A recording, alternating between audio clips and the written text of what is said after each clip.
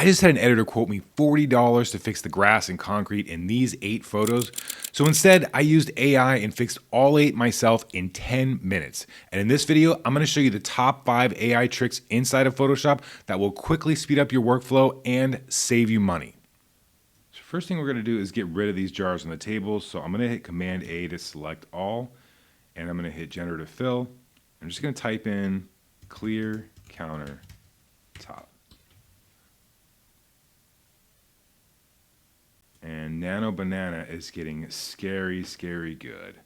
So here's before and after. So there's a couple extra steps that you need to take when you're doing edits like this. If you notice, if I click on and off, I toggle this on and off, you can see that the aspect ratio changes slightly. So this is something that I don't want to use this entire image because it's basically recreating the image. I just want to fix this specific area. So in order to do that, I'm going to make a duplicate copy of the background layer by hitting Command J. And then I'm going to apply this layer mask by right-clicking, rasterizing the layer, and then right-clicking right here and applying the layer mask. And now I'm going to take these 2 layers, I'm going to select both of them and hit Edit, Auto Align, and just use Auto. And now everything should be lined up perfectly. So what I'm going to do is I'm going to take this fixed layer and I'm going to create a layer mask, and then I'm going to invert this so that it's not showing what's in the mask. And basically all I'm going to do is I'm just going to paint in the area that I want to keep.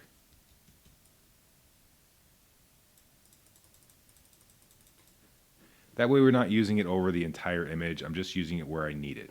So for the next image, we're going to add fire to this fireplace, and we're going to do the same thing, which is hit Command A, which selects everything, and we're going to say add fire to fireplace.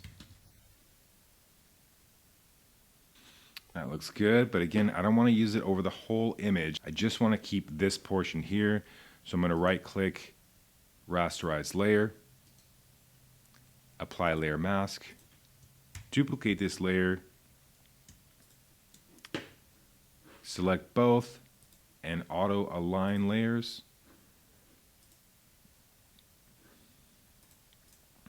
Then I'm going to mask it and just brush it in the area that I want. Next up, we're going to do a virtual twilight, and for that I actually have a prompt. I will add this text in the description so you can just copy and paste and use this, but sometimes you still have to tweak this to make it look the way you want it, but let's give it a shot. So I'm going to select everything, hit Generative Fill, and paste my prompt. I think that looks great. I think we might be able to take this even a step further. So I'm going to create a stamp layer by hitting Command, Option, Shift, E. That takes every layer and puts it into a new single layer. And then I'm going to do Control A again. I'm going to hit Generative Fill.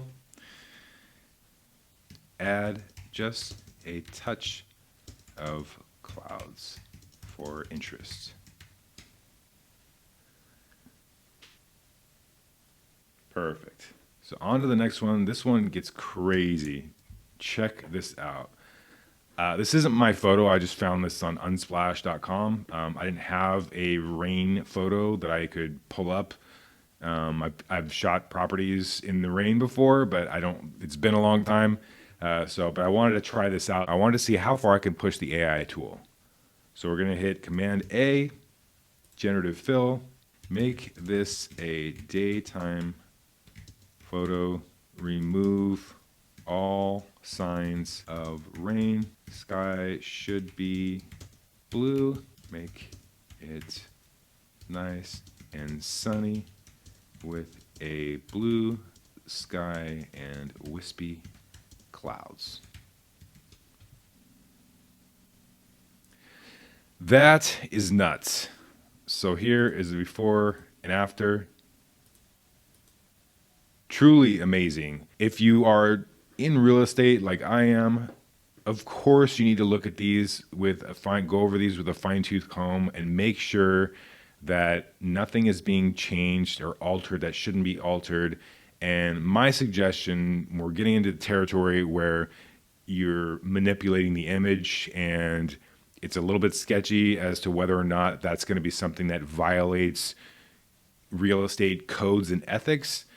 So one thing that I'm doing I haven't done one of these images yet for anybody, but one thing that I am doing on images that are highly edited with AI is that I'm actually adding a watermark on my images in the lower right corner that says AI altered image. That way I'm covered and the agent should be covered as long as they're posting that, and they have to do their own due diligence and write things in the description and make sure they are disclosing everything. And last but not least, we're going to fix this photo. We're going to fix the grass and the concrete. And I'm going to do it in a way where it's a little more subtle. It's not so insane, because when you ask the AI tool to handle these certain tasks, it has a tendency to make it look as perfect as humanly possible. And again, we're doing real estate and we don't want things to be too over the top, insanely hyper edited where it looks like it's false advertising. So I'm going to try to do this in a way where it's a little more subtle.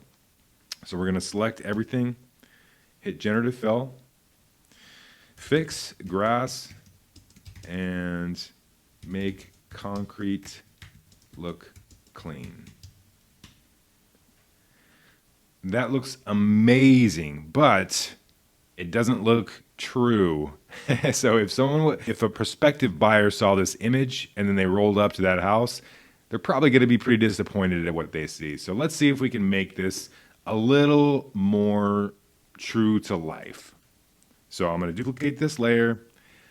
I'm going to right click, rasterize this layer, and I'm going to apply the layer mask, select both layers, and then auto align them. That way they line up perfectly. And so now what I'm going to do is I'm going to take this layer and I'm going to add a layer mask, and I'm going to brush it in a way that looks more subtle. So I'm going to grab my brush here and bring my hardness down to 0, and my opacity, I'm going to bring it to 60, and my flow to 60. And then I'm just going to start brushing this in.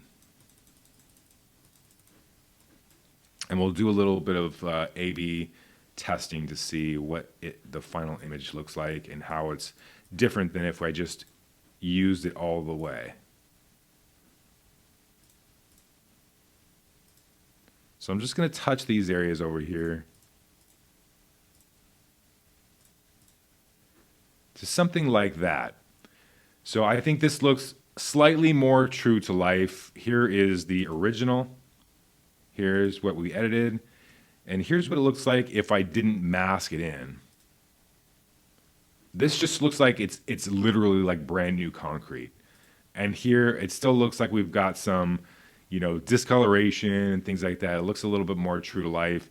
If you still wanted to even go even less or more, you could also just drop the opacity of this layer, to something like that. But I'm going to tell you right now, I had my client request this edit.